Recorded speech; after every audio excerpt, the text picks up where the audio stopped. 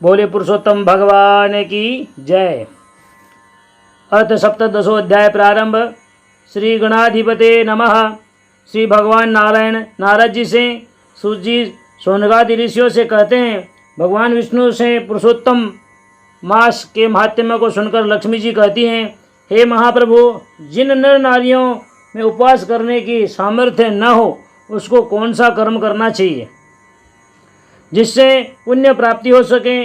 भगवान विष्णु लक्ष्मी जी के प्रश्न को सुनकर कहते हैं, हे लक्ष्मी, तुमने समस्त जन समुदाय की भलाई के लिए उत्तम प्रश्न किया है। हे लक्ष्मी, जो नर नारी संपूर्ण मास उपवास करने में असमर्थ हो उनको करने योग्य अनेक साधन है, जैसे मौन धारण करना, एक समय भोजन करना अथवा हविष पात्र खाकर ही रहना। इन नियमों के द्वारा भी संपूर्ण पुण्य प्राप्त होता है। मौन धारण करने से सौभाग्य प्राप्त होता है, कलह मिटता है, सुख प्राप्ति और कीर्ति की वृद्धि होती है, शारीरिक क्रांति और आयु की वृद्धि होती है। इसलिए मनुष्य के लिए मौन धारण बहुत ही लाभदायक है। संपूर्ण समय नहीं तो कम से कम 3 स्थानों में स्नान, भोजन और हवन करने के समय एकाग्र चित्त और मौन धारण अवश्य करना चाहिए। इन तीनों स्थानों पर मौन धारण से कौन कौन से फल प्राप्त होते हैं सो तुमसे कहता हूँ। मौन होकर स्नान करने से शरीर का तेज बढ़ता है। मौन होकर होम करने से लक्ष्मी की वृद्धि होती है। मौन होकर भोजन करने से आयु की वृद्धि होती है। स्नान के समय जो बोलते हैं उससे वरुण देव क्रोधित होकर शरीर का तेज नष्ट कर देते हैं।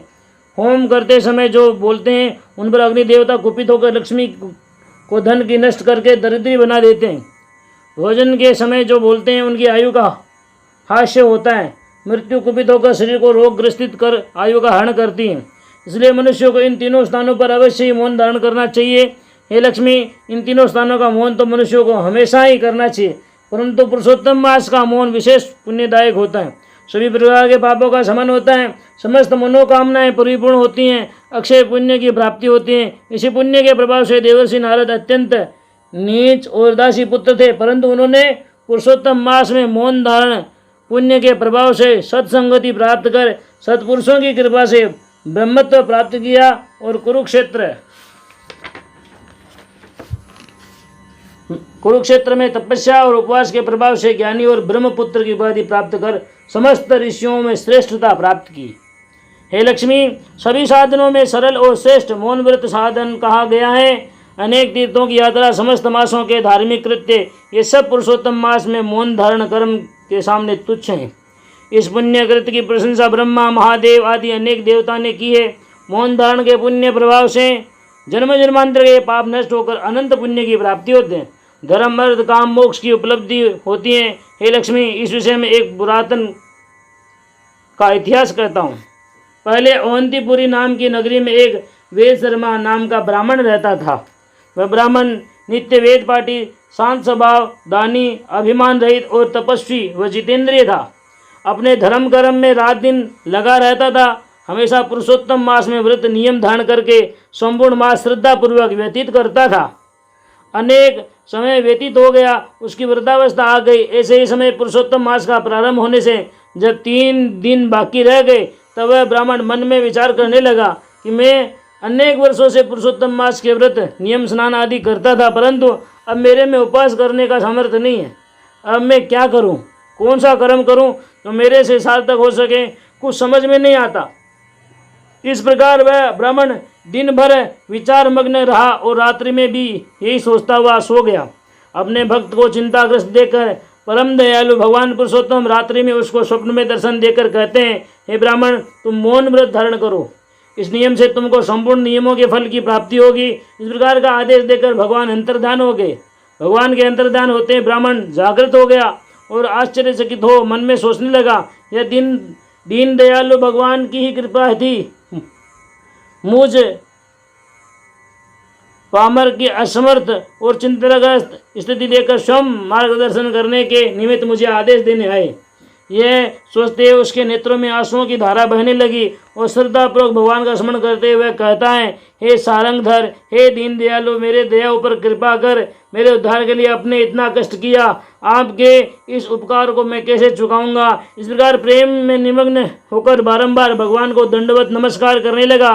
इस प्रकार प्रेम में निमग्न होकर ब्राह्मण ने रात्रि व्यतीत की, प्रातः उठकर हर्षित हो नित्य क्रम में लग गया। जिस दिन से पुरुषोत्तम मास प्रारंभ हुआ उस दिन प्रातः स्नान कर नित्य कर्मों से निवृत्त होकर भगवान पुरुषोत्तम की पूजा कर मौन व्रत धारण करने का संकल्प करके संपूर्ण मास मौन धारण करते हुए भोजन करने का नियम चलाता रहा। अंत में अमावस्या के दिन विधानपूर्वक उद्यापन किया, यथाशक्ति दान पुण्यादि कर्म किया। ब्राह्मण के इस प्रकार श्रद्धापूर्वक किए हुए कृत्य से प्रसन्न होकर भगवान पुरुषोत्तम साक्षात प्रकट होकर कहते हैं, हे ब्राह्मण, मैं तुझ पर अत्यंत प्रसन्न हूँ। तेरे मन में जो इच्छा हो वरदान मांग ले, मैं तेरी समस्त इच्छाओं को परिपूर्ण करूँगा। भगवान को अपने समक्ष देखकर और वरदान का आग्रह करते हुए देखकर ब्राह्मण अत्यंत प्रसन्न होकर बार बार भगवान को दंडवत नमस्कार करता हुआ हाथ जोड़कर कहता है, हे महाप्रभु दीन दयालु, यदि आप मेरी इच्छा पूर्ण करना चाहते हैं तो मैं आपसे ही प्रार्थना करता हूँ कि मेरी भक्ति आपके चरणों में हमेशा इसी तरह बनी रहे और संसार में आपके जितने भी भक्तजन हो उनको भी इसी प्रकार आपकी कृपा प्राप्त होती रहे। इस जन्म में मेरे द्वारा मन क्रम वचन से ब्राह्मणों की सेवा और अनेक धार्मिक कर्म घटित हो। मैं दीन दुखियों की सहायता और दूसरों पर उपकार करता रहूं, मेरा शरीर निरोगी रहे, घर में लक्ष्मी स्थिर रहे। इस प्रकार आपकी सेवा में मेरा संपूर्ण जीवन व्यतीत हो। मृत्यु के बाद मुझे स्वर्ग लोक की प्राप्ति हो। ब्राह्मण की इच्छा को सुनकर उसकी इच्छा के अनुसार वरदान देकर भगवान अंतर्ध्यान हो गए। भगवान की कृपा से वह ब्राह्मण संसार में सर्वसंपन्न होकर अनेक शुभ कर्मों को करता हुआ अनेक सांसारिक भोगों को भोगकर अनेक यज्ञ किए परोपकार के निमित्त नित्य कुआ बावड़ी तालाब धर्मशालाएं प्याऊ अन्न का सत्र चलाता हुआ आनंदमय जीवन व्यतीत करता हुआ संपूर्ण जीवन सुखमय बिताकर आयु समाप्त होने पर मृत्यु को प्राप्त हुआ। उत्तम विमान उसको लेने के लिए स्वर्ग लोक से आया। उसकी आत्मा ने दिव्य रूप धारण कर विमान पर बैठकर देवांगनाओं से पूजित होकर स्वर्ग लोक को चला गया। वहां जाने पर वह देवताओं से पूजित होकर सत्कार प्राप्त करके उसकी देवताओं ने भी प्रशंसा की। हे ब्राह्मण, तू बड़ा भाग्यवान है, तुमने उत्तम प्रकार से पुरुषोत्तम मास में भगवान की आराधना की, उसी के पुण्य प्रभाव से तुमको यह परम पद और स्वर्ग की प्राप्ति हुई है। इस प्रकार आनंद पूर्वक वह ब्राह्मण स्वर्ग लोक का सुख भोगता हुआ आज भी स्वर्ग में विद्यमान है। जय जय श्री अधिक मास महात्म्य सार ब्रह्मनार्दीय पद्मधारे सप्तदशो अध्याय परिपूर्णम। शुभम भवतु।